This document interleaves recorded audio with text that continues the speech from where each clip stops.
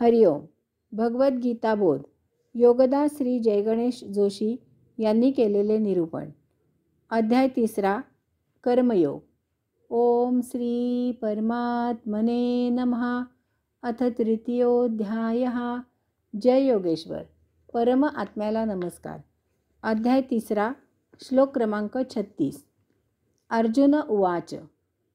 यथकेन प्रयुक्तः अयं पापं चरति पुरुषः अनिच्छन् अपि वार्ष्णेय बलात् इव नियोजितः.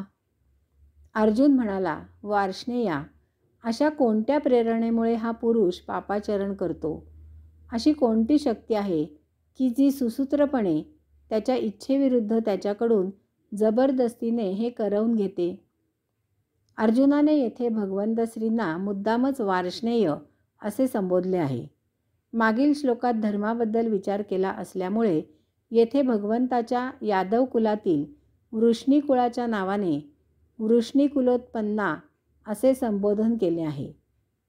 अर्जुनाने अतियोग्य असा एक फार मोलाचा प्रश्न भगवंत श्रींना विचारला आहे. हा प्रश्न आजही बहुतेक प्रत्येकाच्या मनात येऊन जातो. आस्तिक नास्तिक अशा प्रत्येकाला हा प्रश्न सतावत असतो. या प्रश्नामुळे आस्तिकाचा विश्वास डगमगतो.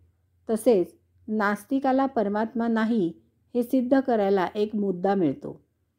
अर्जुन भगवंत श्रींना विचारत आहे की जर प्रत्येकाच्या देहात परमात्मा आहे आणि या देहाची प्रत्येक कृती त्या परमात्म्याच्याच प्रेरणेने होत असते, तर मग हा नरदेह पापाचरण कसा करू शकतो?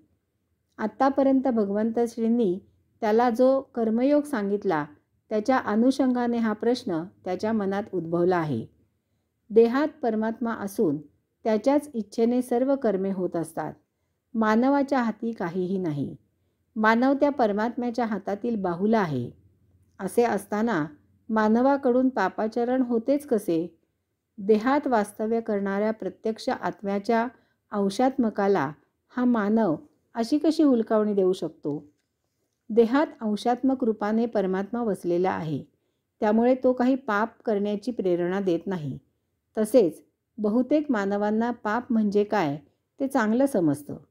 पाप करणाऱ्याला जर सांगितले की इमाने इतबारे सत्य ते सांग आणि त्याला विचारले की तू करत असलेले पाप आहे की नाही, तर बहुतेक सर्व पापी हो असेच उत्तर देतील. याच प्रकारे त्यांना जर विचारले की तू करत असलेले पाप करणे योग्य आहे का, तर बहुतेक सर्व पापी नाही असेच उत्तर देतील. याचा अर्थ मानव त्याच्या स्वतःच्या मताविरुद्ध पापाचरण करत असतो.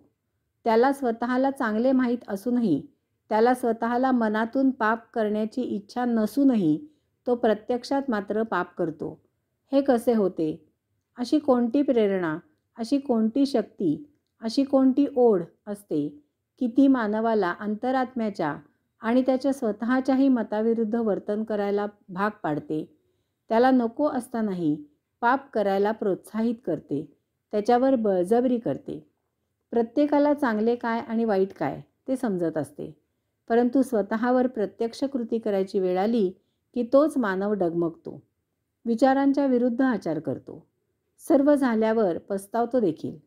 परंतु भविष्यात पुन्हा अशी परिस्थिती उद्भवली तर पुन्हा तसेच चुकीचे वागतो.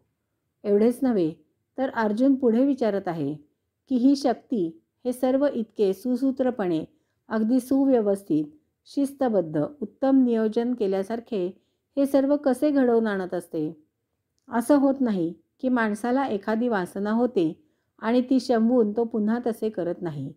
माणसाला सतत परत परत इच्छा होत असतातच. एक इच्छा संपली नाही तोवर दुसरी इच्छा हजर असते. जणू काही त्याच्यामध्ये न संपणारी एक इच्छांची मालिकाच अव्याहतपणे वाहत असते. हे कसे होते? हरिओम.